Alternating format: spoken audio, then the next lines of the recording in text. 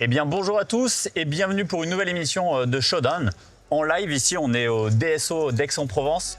Les gens qui nous accompagnent aujourd'hui, nous avons Fabrice Arondeau qui est le directeur poker pour Unibet, Alexandre Henry qui est le fondateur de cette marque historique de DSO et évidemment le maître du poker, Apo, à mes côtés.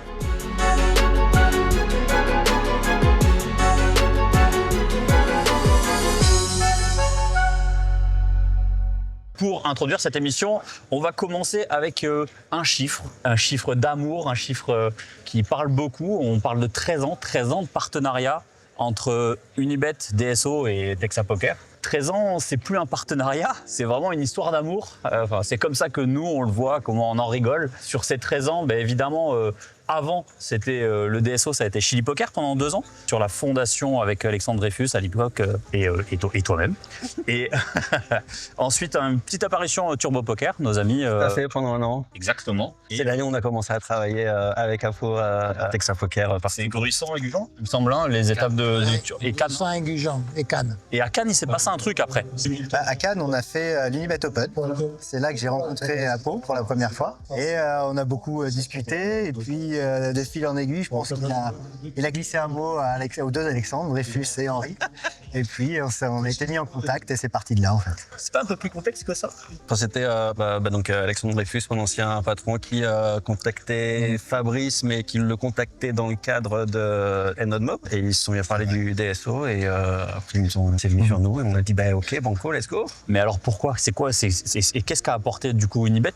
Alors on parle pas d'aujourd'hui, on parle vraiment, on revient 13 ans en arrière. La constitution de ce partenariat, c'est pourquoi et comment et ça a été quoi les changements pour toi directement? Alors vous, c'était nouveau, mais toi, tu as déjà vécu d'autres rooms. Donc ça a été quoi ce changement important avec Unibet il y a 13 ans? Pour moi et pour nous, en tout cas, c'est sûr que c'était vraiment la première grosse marque reconnue internationale avec qui on travaillait, enfin avec qui DSO travaillait, parce qu'avant donc Turbo Poker et donc c'était le Poker 770, c'était une room un petit peu plus modeste. Chili Poker encore plus modeste, c'était mon ancien employeur. Commençait à avoir Unibet et donc la perspective de pouvoir travailler vraiment fort en Europe, encore plus fort à l'international. C'est pas une révélation pour nous, pour un premier vrai gros pas, quoi. Parce qu'il y a aussi, je me rappelle quand on en a parlé avec Apo la première fois que je lui ai dit, je me rappelle c'était à Gruissant après le tournoi et on était tous les deux comme des fous parce que voilà, c'était une première vraie grosse marque, non? Surtout que moi j'avais mangé avec Fabrice 1 an avant, je crois, on avait mangé ensemble à Cadet. À l'époque, ils sponsorisaient des joueurs et on a fait la connaissance là-bas, il y avait des robots et tout ça. Et depuis, on s'était perdu de vue. Et puis quand Alex m'a dit écoute, on a cette opportunité, on fait comment? Et il faut foncer. Et pour rendre compte un peu la différence pour la marque DSO, la quantité de joueurs que Chili Poker et Turbo Poker brassaient, considérés à Unibet, pas que .fr, parce qu'on est d'accord qu'on parle aussi d'Unibet en entier dans le poker. Il y avait le .com déjà directement à l'issue du partenariat. Ça a été un peu plus long. Enfin, Fabrice en parlera mieux, mais on a commencé à travailler avec Unibet.fr pendant 8 ans. Et après, c'est au fur et à mesure que j'ai pu commencer à travailler avec eux, avec Unibet.com pour avoir le satellite. À l'époque, ils avaient vraiment... Unibet était focus... Enfin, Unibet.com était focus Unibet Open, donc... donc c'était plus compliqué déjà de faire venir les joueurs européens en France et d'avoir un produit qui soit vraiment attrayant pour les joueurs européens. Mais c'est vrai que les satellites sur Unibet ont vraiment changé, mais je pense que Fabrice a... Ouais, alors déjà, pour préciser, c'est peut-être bien de rappeler qu'Unibet est arrivé un petit peu après l'ouverture du marché. Et quand ils sont arrivés fin 2011, fin 2012, il fallait quand même rattraper le temps perdu. Et l'idée aussi de sponsoriser ce qui était à l'époque et encore maintenant le circuit majeur sur ce type de buy-in nous paraissait évident. Et c'est pour ça qu'on a cherché à se rapprocher des équipes. Et tu le dis bien, c'est un circuit majeur. Même, on peut même dire que le DSO, c'est une histoire qui est riche. Et dans les circuits, c'est même le doyen en fait, des circuits français. Alors, on en a beaucoup, européens, mais là, aujourd'hui, européens, d'accord, moi je parlais de France déjà. Chaque chose en son temps. Européen, parce que même, tu vois, dès la première année ou la deuxième année avec Apo, je crois, on a travaillé à San Remo. Oui. Barcelone aussi, on avait fait des premières étapes un petit peu là-bas. Après, on est revenu à Lloret. De mon côté, je travaillais aussi à Malte, en Angleterre. Et donc, c'était européen. Et en tout cas, un circuit dans plusieurs pays à 550 € avec cette structure. Oui, il n'y en avait pas d'autres. Depuis, il y en a d'autres qui se sont créés. Mais en fait, je pense que la porte s'est ouverte un peu grâce à nos amis belges. Comme ils sont très frontaliers, ils voulaient se qualifier. Mais sur le .com, il n'y avait pas de satellite. Ils Ils en ont réclamé et petit à petit, le .com a dit OK, effectivement, on va commencer à qualifier des joueurs sur ce tour-là. Ça, c'est quelle année? Tu dis que c'était il y a 8 ans? Ouais, c'était plutôt vers 2016, 2016-2018. Enfin, là où le volume et le nombre de qualifiés .com a vraiment explosé, c'est après le Covid. Où là, on est passé à... Parce qu'en plus, tous les qualifiés .com ont des packages. Donc, c'est quand même des packages qui sont à 1 500 €. Et pour un tournoi à 550 €, parce qu'on est obligé, entre les frais d'avion, l'hôtel, etc., on est obligé d'avoir des packages de ce tarif-là. Pour un tournoi à 550 €, ça fait quand même des gros packages à payer, quoi. Parce que sur la marge, même si c'était quelque chose que je comprenais pas au début, j'étais sûr que ça marcherait pas.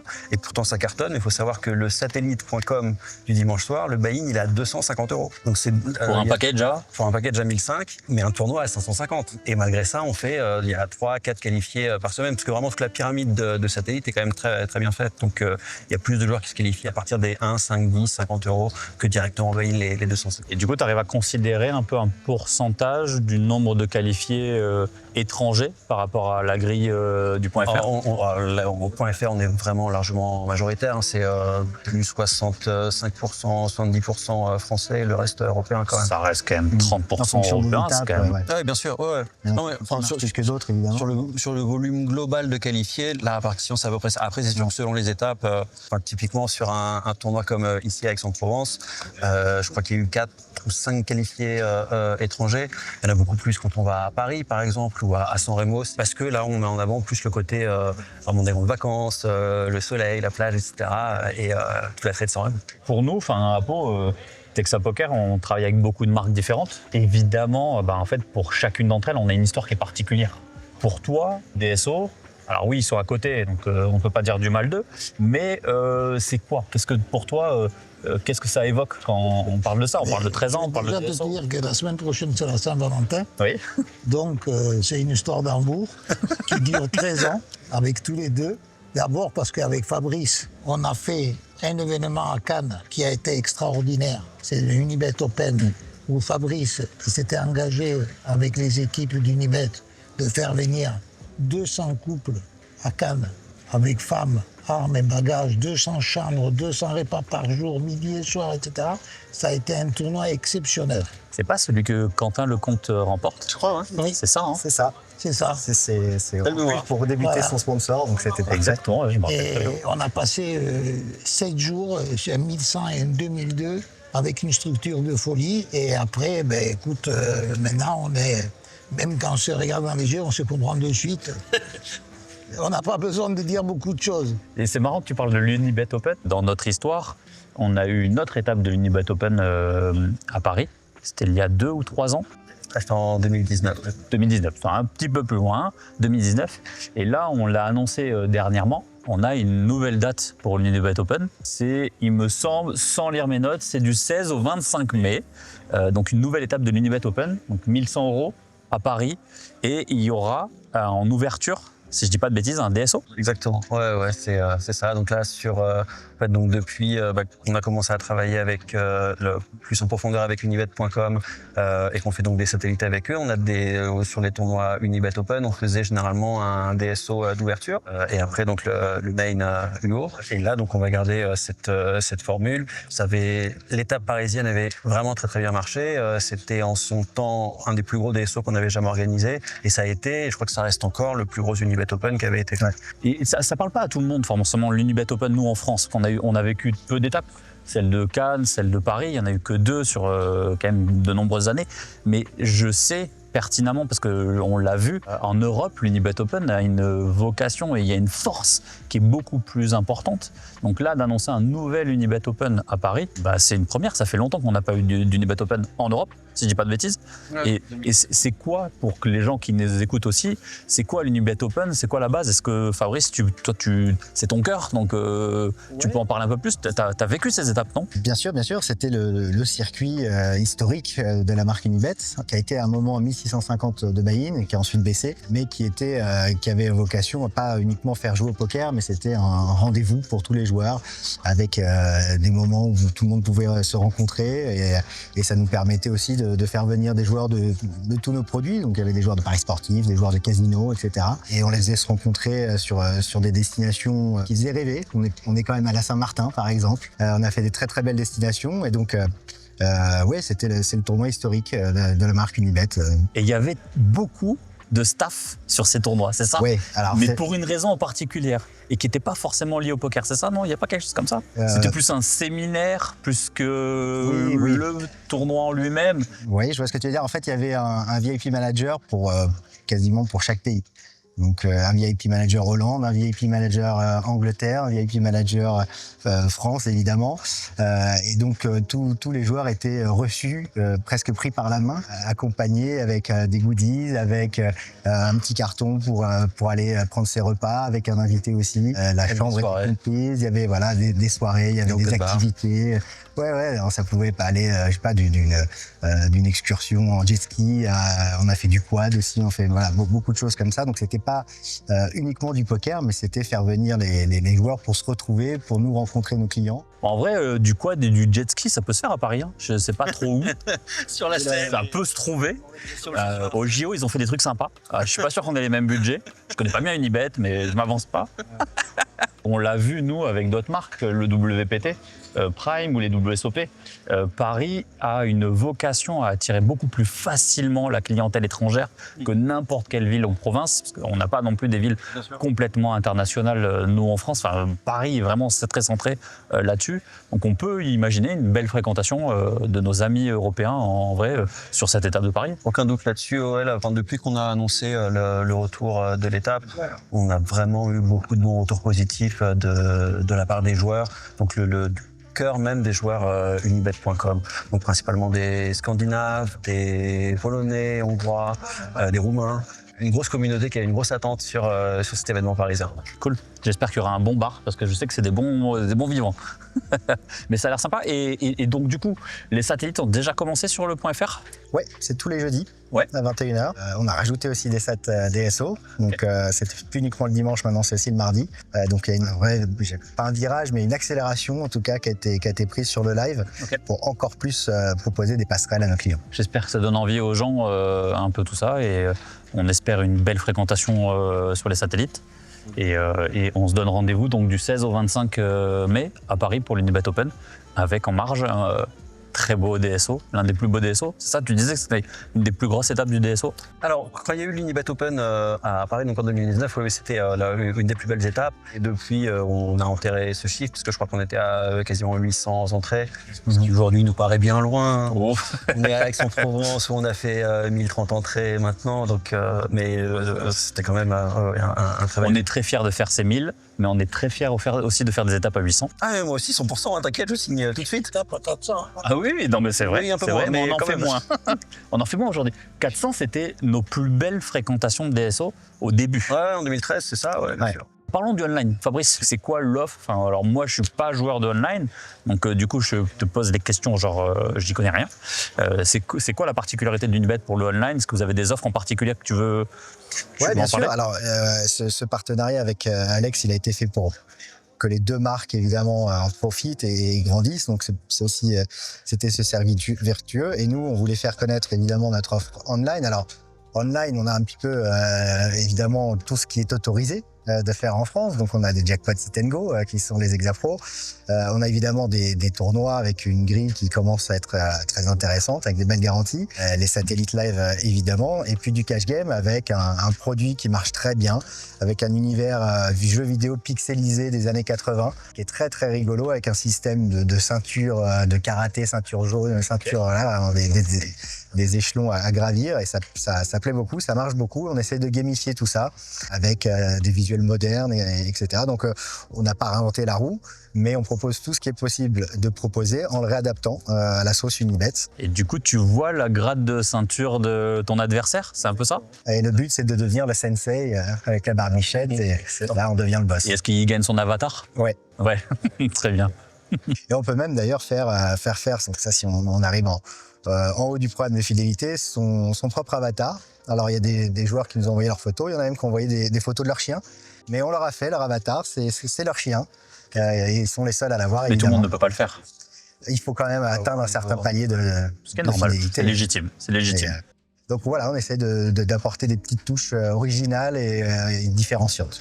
Exapro, ça continue. Exapro, oui, bien sûr, c'est le produit phare, c'est ce qui marche le plus. Donc on a 2 variantes, une variante classique et une variante plus rapide avec 300 jetons. Et puis toujours des jackpots aléatoires qui peuvent aller jusqu'à 2500 fois le buy-in. Donc on souhaite à tout le monde de tomber sur ces gros jackpots. Mais Évidemment, mais ça marche pas comme ça. il faut quand même venir jouer pour tester. Ouais, voilà. Voilà. Faut faire un peu de volume pour essayer de les toucher. Ou alors vraiment avoir beaucoup de chance. Je joue un petit peu sur Unibet parce que n'étant pas salarié de la société, je peux jouer et ça m'intéresse aussi forcément de voir. Je suis vraiment devenu fan de la room, pas parce que Fabrice a à côté de moi, mais parce que c'est Pas du tout. Non, en vérité, non, parce que c'est ce que je dis Ne le à regarde pas. tout le monde. Autant pour les raisons qu'il vient de citer, évidemment, mais aussi parce que le niveau général de jeu sur la room, comparé à des salles de jeu en ligne qui sont plus importantes, c'est vraiment qu'il y a un niveau global de jeu qui est un peu plus faible, parce que je suis vraiment pas un des meilleurs joueurs. Je sais. Et c'est vraiment quelque chose qui me plaît beaucoup. C'est une room qui est faite pour ne pas attirer, grosso modo, les gros grinders ou les joueurs qui sont vraiment... Et il me semble, à mon époque, quand je jouais un peu, qu'il n'y a pas les logiciels trackers. tiers, c'est ça? Voilà, exactement, les trackers. trackers. Donc c'est aussi l'avantage de ça, c'est que du coup, tu es moins dans une atmosphère où les gens t'étudient par rapport au nombre de mains, etc. etc. C'est ça. Il y a moins cet aspect-là tu que peux beaucoup de changer rooms ton mettent en pseudo. avant aujourd'hui. C'est vrai. C'est l'inverse, c'est ça? Tu peux changer ton pseudo facilement, tu peux pas choisir ta table, mais observer la table et choisir ton siège à la table. Voilà, tout genre de choses a été réduit pour niveler un petit peu le. Et c'est super intéressant parce que vous êtes presque les seuls à faire ce concept-là, non? Non, Pas- je crois non, qu'il y en pas a tout à d'autres fait. qui ont Ok. un peu On va repris. pas on va pas Par dire qui, contre, mais- on est aussi une room uniquement franco-française, on n'est pas en réseau avec d'autres pays, ce qui peut aussi relativiser les choses sur le niveau, c'est-à-dire qu'il n'y a pas des joueurs d'autres pays qui viennent jouer sur notre room, et donc ça permet aussi déjà de mieux contrôler ce qui se passe aux tables et d'offrir un niveau de jeu plus abordable. on va dire. Le fait de savoir qu'il n'y a pas ces trackers, toi, est-ce que ça t'attire un peu plus? Tu te sens plus à l'aise de jouer sur une room où il n'y a pas de tracker? Ouais, bah oui. Le fait que tu puisses changer ton pseudo, genre n'importe quel moment de la session? Alors, il y a une limite quand même, mais c'est 5 fois par jour, donc effectivement. Tu peux pas changer pendant la session. Oui, ok. Enfin, faut que tu Et est-ce que tu fermer peux la ouvrir table. genre 3 tables avec 3 pseudos différents? Il n'y a pas ça? Oui, c'est-à-dire que tu peux ouvrir une table avec un avatar et ensuite changer d'avatar. Si tu la laisses ouverte et que après Et ouvrir une autre table. Oui, exactement. Et ça permet à celui qui a été peut-être repéré de revenir caché. Ça permet même aux joueurs les plus sharks, ceux qui n'arrivent pas à avoir d'action, de changer de pseudo et de retrouver de l'action puisqu'on ne sait pas qui c'est derrière. Bon, après, il y a aussi des avantages aux trackers qui peuvent être... Évidemment. Voilà, donc on réfléchit de toute façon à NFIG, mais on réfléchit à tout et on écoute de toute façon tout ce que disent nos clients et on s'adapte à leurs demandes. Mais le tracker n'est pas accessible à tout le monde. La majorité du temps, c'est un logiciel tiers. Même si certaines rooms adaptent un petit peu un mini tracker. Moi, HUD ou des Il y choses a comme ça. quelques données, mais pas beaucoup. Mhm. Revenons un peu sur les DSO. Moi, j'ai connu les DSO un peu au début. Tu as connu en tant que joueur. Oui, je suis en tant que joueur avant. Et je crois que l'année d'après, je commence à travailler avec Apo et il me propose de venir en tant que floor avec Marine. Ça doit être 2014, quelque chose comme 2014-2015. Et d'année en année, oui, j'ai fait presque tous les DSO de Cannes en tant que directeur de tournoi. Donc oui, j'en ai fait quelques-uns. Et moi, il y en a un qui m'avait marqué, que j'avais adoré. Pour le concept original, tu offrais des iPads par l'intermédiaire de 2 personnes, 2 jolies filles. Et aujourd'hui, elles sont plus là. Non. Là Ça passerait plus aujourd'hui. Ah bon? Il y a eu oui, la société a évolué, on va dire, et c'est vrai qu'on ne peut plus. Les filles ne peuvent pas offrir des iPads. Non, oui, bon, Ça pouvait être mal perçu. c'est ça. Il y avait donc 2 filles adorables, dont une Virginie Caprice, qui offrait donc des cadeaux aux joueurs qualifiés sur Chili Poker, qui faisaient soit un carré, soit. Et je pense qu'on peut retrouver une photo de moi où j'ai des cheveux. Ouais. Et elle m'offre cet iPad. Je suis sûr on peut la retrouver cette photo. quelque part. C'est facile. Ah. Et donc du coup aujourd'hui c'est plus trop ça. On n'a plus des cadeaux comme ça. Toi tu as changé complètement ta façon de travailler les DSO, on va pas se mentir. C'est ça. Il y Maintenant, a on se toujours focus cette plus. relation client très À 100%, forte. ouais. Ça c'est fort. Mais du coup toi t'es fond réseaux sociaux. C'est ça. 300%. Et il y a un petit peu Pas- d'IA. pendant l'événement, ça pendant l'événement. Comme je disais, j'aime bien tout ce qui est un peu vidéo, voilà, montage, etc. et technologie. Donc c'est un truc depuis le gros développement gros des réseaux. Il faut savoir aussi que de 2010-2020, tout Facebook, Twitter était quand même très réprimé beaucoup tout ce qui était jeu d'argent. Donc j'ai créé je ne sais combien de pages Deep Stack Open qui ont été fermées par Facebook. Et sur Instagram, ça marche et ça reste. Donc on est dessus. Et puis la communauté grandit au fur et à mesure. Et j'attache un peu d'importance à faire quelque chose qui soit plus sur le côté un petit peu décalé, humour, tout en restant dans l'aspect poker et joueur vraiment parce que c'est les joueurs qui m'intéressent et c'est ce qui m'intéresse. Oui, de faire un micro-trottoir avec un joueur et de savoir comment il a fait pour gagner ce coup, où est-ce qu'il en est au niveau du stack, c'est ça. D'essayer de le faire vivre. Son process, c'est ça. Et puis à côté, sortir quelques conneries, parce que vraiment. Oui, ça va avec. On regarde un peu plus le contenu quand on sourit bêtement. On va dire ça comme ça. Ça marche plus. Moi aussi. Je pense qu'on est tous pareils là-dessus. Donc du coup, oui, voilà. Donc 13 ans. Et l'évolution de ces 13 ans, elle est là. C'est quoi pour toi, Fabrice? Enfin, là, toi, en plus, tu es là depuis le début aussi. Comment toi, tu vois les choses un peu aujourd'hui quand tu viens sur une étape DSO aujourd'hui par rapport à celle d'il y a 13 ans?